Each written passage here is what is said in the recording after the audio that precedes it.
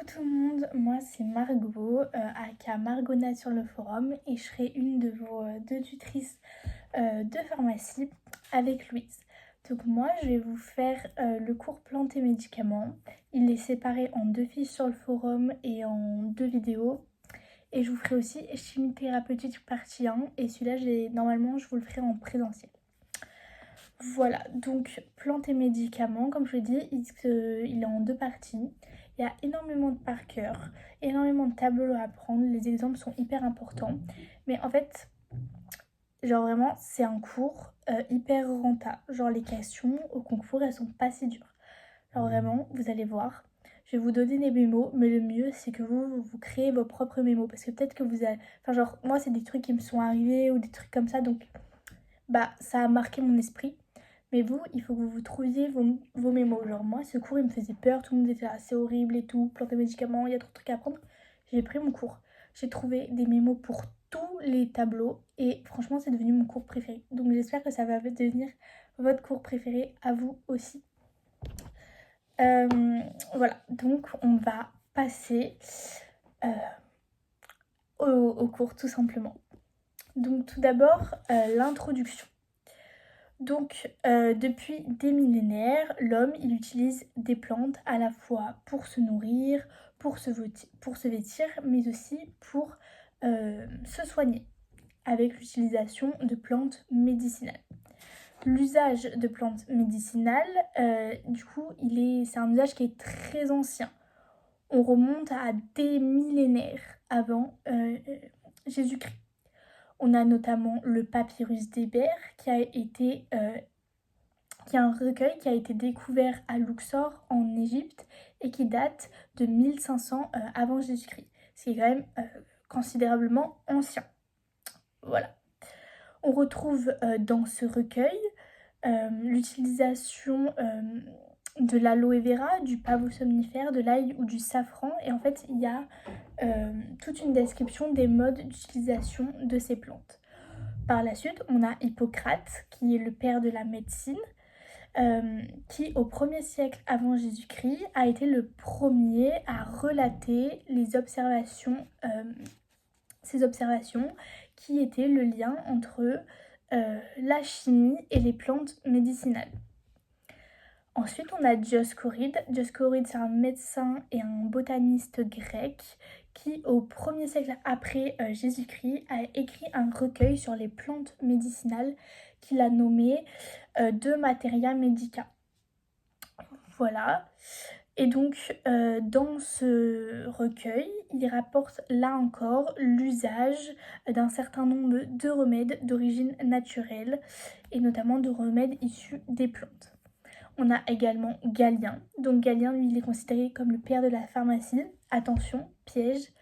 Hippocrate, père de la médecine, Galien, père de la pharmacie, qui, au 2e siècle après Jésus-Christ, a donné plein de recettes. En fait, il a créé la thériaque et dedans, il y a plein de recettes de remèdes qui utilisent les substances naturelles. Ensuite, maintenant, on va s'intéresser à la différence entre médecine savante et médecine populaire. Donc, la médecine savante, elle repose sur... Désolée, je pointe sur mon diapo, donc si vous voyez mes mains, c'est parce que je me filme en même temps. Je suis pas une youtubeuse, désolée, j'ai pas l'habitude de faire ça. Donc la médecine savante, on a une tradition et une transmission des remèdes qui se fait par voie écrite. Donc on a des recueils, des manuscrits. Et ça, c'est tout ce qui va être médecine chinoise, égyptienne, grecque, ayurvédique. Ayurvédique, ça veut dire indienne ou encore arabo-persane. A contrario, on a la médecine populaire où la tradition et la transmission se font à l'oral. Là, on dit médecine Afrique, Asie et Amérique du Sud. Comment j'ai retenu, moi Afrique, Asie, Amérique, il y a 3 A. Puis même médecine populaire, quand on parle de quelque chose qui est populaire, ça veut dire, enfin, la médecine populaire, ça veut dire que c'est un peu dans les milieux pauvres. Techniquement, quand on apprend en géo, en primaire, on sait que l'Afrique, c'est un peu plus pauvre. L'Asie, voilà, l'Asie du Sud, l'Amérique du Sud, bon, bref, c'est comme ça que je retenais. Alors vous retenez comme ça si vous voulez. Ensuite, on va parler du métabolisme végétal. Mais qu'est-ce que c'est que le métabolisme végétal? Le métabolisme végétal, c'est un ensemble de réactions chimiques. En fait, les plantes, elles sont dites comme des usines chimiques, c'est-à-dire qu'elles vont produire plein de composés chimiques. Elles sont capables de synthétiser plusieurs centaines de molécules. Il existe deux types de métabolisme, comme vous le voyez sur le diapo, à la fois primaire et secondaire. Donc le métabolisme primaire, il élabore les molécules qui sont indispensables à la vie de la plante, c'est-à-dire indispensables à sa croissance et à sa reproduction. Elles sont communes à la fois aux végétaux et aux animaux. D'accord? On retrouve du métabolisme primaire dans mon corps. Elles sont impliquées dans le soutien et la structure de l'organisme, notamment via la cellulose, et elles sont impliquées dans le fonctionnement avec notamment les acides aminés. Donc, les molécules, il faut retenir également que les molécules issues du métabolisme primaire, elles ont une faible diversité chimique, mais sont synthétisées en grande quantité. On dit qu'elles ont une faible bioactivité. Ça veut dire quoi tout ça? Ça veut dire qu'on en a besoin pour vivre. C'est hyper important. Donc il faut qu'on en ait beaucoup pour vivre longtemps parce qu'on ne peut pas, ça ne peut pas s'épuiser. Vous voyez, on en a besoin. Mais par contre, en fonction de toutes les espèces, il n'y en a pas beaucoup des différents. Genre vraiment, on est tous à peu près avec la même chose. On trouve dans le métabolisme primaire les protides et les lipides. Vous voyez, les acides aminés, les protéines ou encore les enzymes. On en a plein dans notre corps. Mais chez les êtres humains, on a tous l'aspartate, la glutamate, tout ça quoi. Parce qu'on en a besoin pour vivre. A contrario, on a le métabolisme secondaire, qui est ici à droite. Lui, il est spécifique des végétaux, donc à ne pas confondre avec le primaire qui va avec les végétaux et avec les animaux. Le métabolisme secondaire, on peut aussi l'appeler métabolisme spécifique.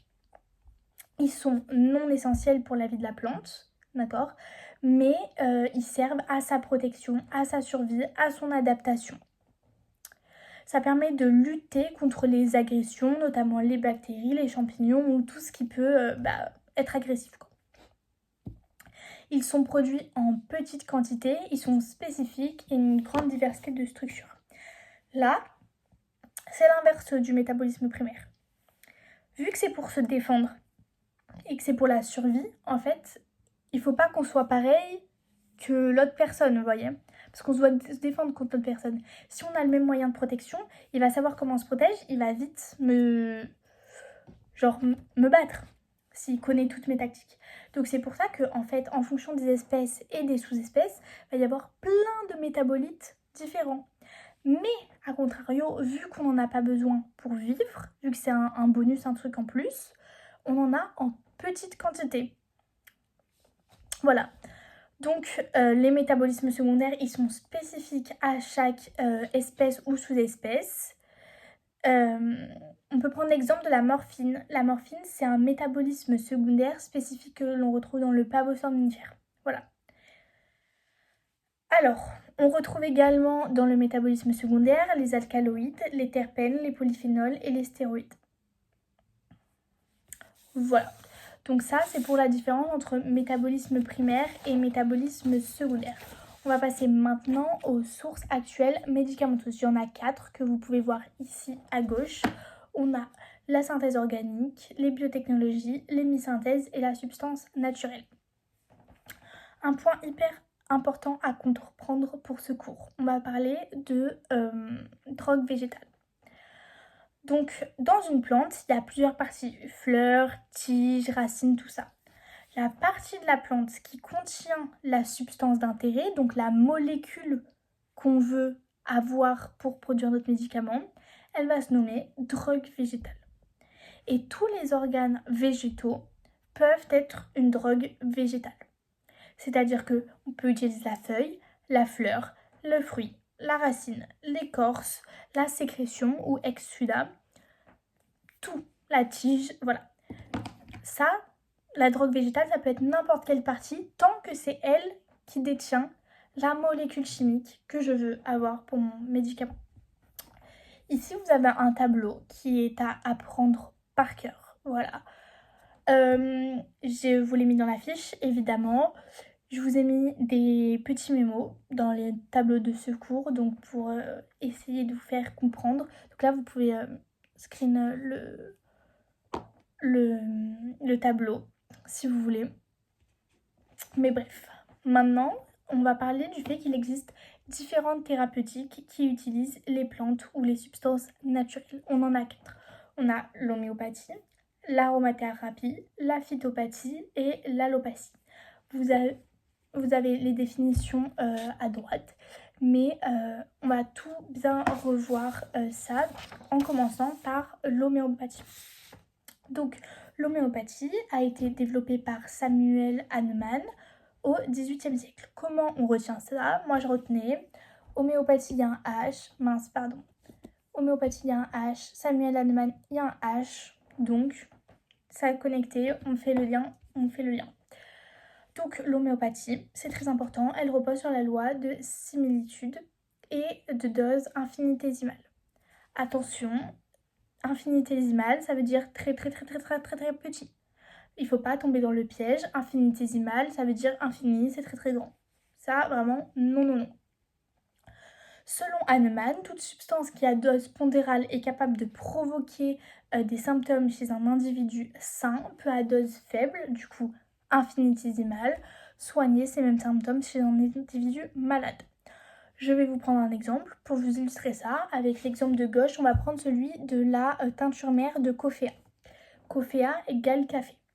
Si je prends du café à dose pondérale, c'est-à-dire à dose normale, à grande dose, je vais être excitée, je vais pas dormir, d'accord? Et bien, selon les principes d'homéopathie, donc selon Samuel Hahnemann, si je prends mon café et que je le mets à toute petite dose, c'est-à-dire à dose infinitésimale, il va régler le problème causé par la grosse dose. C'est-à-dire qu'au lieu d'avoir des insomnies, prendre une toute petite dose de café, ça va me permettre de mieux dormir, de régler le problème d'insomnie. Voilà. Donc, en homéopathie, il y a 3 origines pour la matière première, animale, végétale et minérale. Pour animal et végétal, on peut à la fois avoir le produit frais ou le produit séché. C'est-à-dire, je sais pas moi, je tiens un exemple bidon, premier truc, parce que c'est sur le diapo, un panda. C'est un animal, bah peut-être qu'on peut avoir besoin de l'oreille de panda, fraîche comme ça, coupée, blâme, ou alors de l'oreille de panda séchée. Enfin bref. Voilà. Donc ça, c'était pour l'homéopathie. Je vérifie que j'ai bien tout dit. Je vous ai rajouté bien évidemment du coup des trucs sur la fiche parce que là la vidéo elle est quand même assez courte, mais je vous explique les principes dans les grandes lignes quoi. On va passer maintenant à l'aromathérapie. Du coup, l'aromathérapie, ça a été inventé par René Gattefossé en 1928 et c'est basé sur l'utilisation d'huile essentielle. Alors pour moi, aromathérapie, ça me pense à Aromazone, huile essentielle. Voilà. Il y a toutes les huiles essentielles, les huiles pour les cheveux, blablabla, huile essentielle. Je faisais le rapprochement comme ça. Donc, les huiles essentielles, ce sont des produits qui sont volatiles, odorants, qui sont très peu solubles dans l'eau, de l'huile quoi. Et ce sont des composés complexes qui peuvent venir à la fois de plantes fraîches ou séchées. On peut vous donner quelques exemples d'huile essentielle.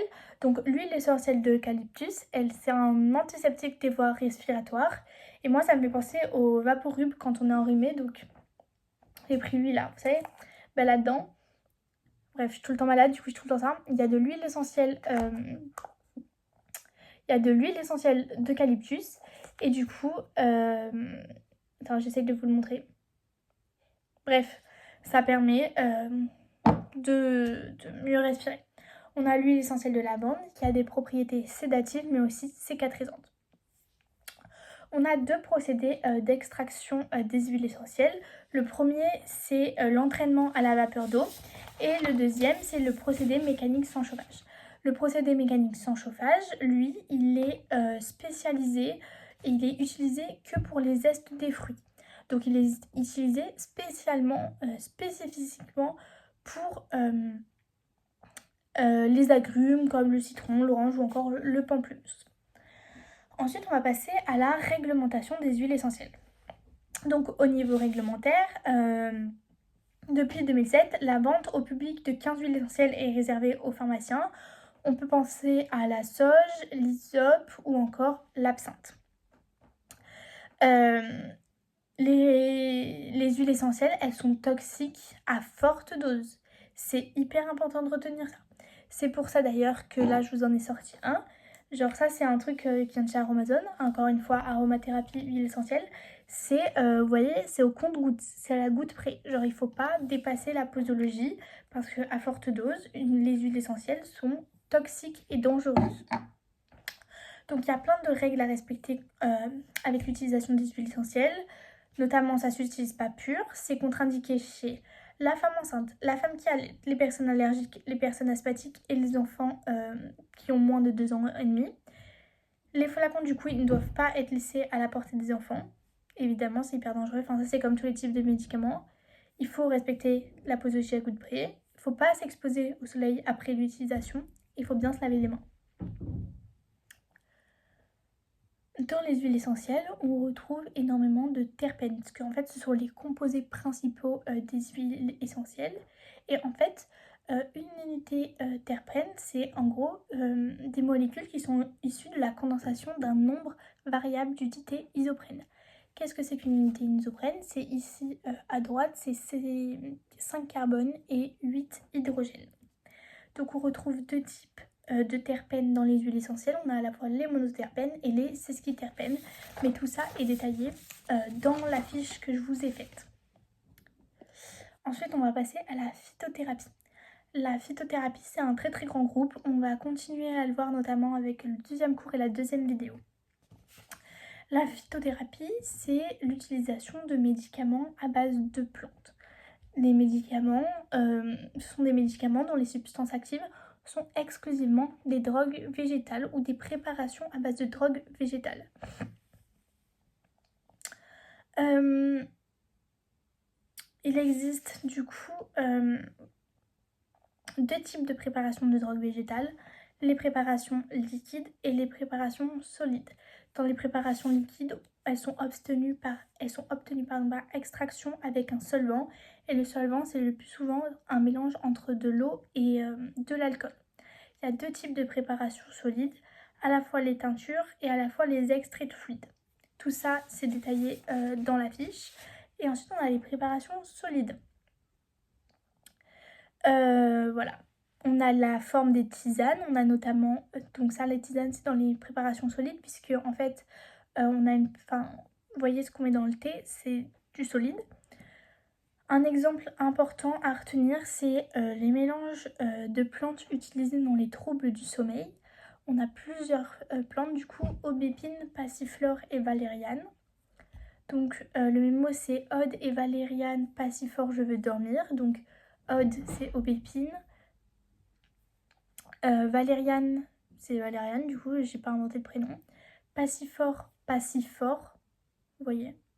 Et dormir, sommeil. Donc, vu que c'est des troubles du sommeil, on dit je veux dormir. Et aubépine, passiflore et valériane, ode et valériane, passifort, je veux dormir. Bref, je vous ai tout écrit la phrase sur la fiche avec des petites couleurs pour que vous voyez, parce que là, à l'oral, c'est compliqué de comprendre le même mot, mais vous verrez, vous allez tout comprendre. Ensuite, on a les gélules. Les gélules aussi, avec de la poudre à l'intérieur. C'est sous forme solide, donc c'est dans les préparations solides. Donc on a les extraits secs, obtenus après évaporation. Et voilà, tout ça c'est le type de préparation qui ont été faites à base de drogues végétales qu'on peut retrouver en phytothérapie. Et il existe une réglementation qui encadre tout ça. Donc, on a une pharmacopée française et européenne, donc c'est un manuscrit avec plein de réglementations. Et dedans, on a des monographies. Chaque monographie correspond à une drogue végétale et en fait, on va recevoir notre produit, notre poudre d'aubépine par exemple, c'est un exemple quelconque, et on va s'assurer qu'elle a la bonne taille, la bonne couleur, les bons critères, et tout ça c'est écrit dans la monographie qui est retrouvée dans la pharmacopée. Et c'est comme ça qu'on va savoir si nos plantes, elles sont de qualité ou pas. Voilà, donc ça c'était le premier cours avec les grands concepts pour tout vous expliquer et je vous invite à aller regarder la prochaine vidéo où il y aura plein de tableaux de phytothérapie à apprendre et où on va finir par parler d'allopathie. Et vous avez vu, c'était pas si compliqué que ça. Vous allez grave réussir ce cours, il est trop bien. J'espère que vous allez le kiffer tout autant que je le kiffe. Et voilà. Bisous.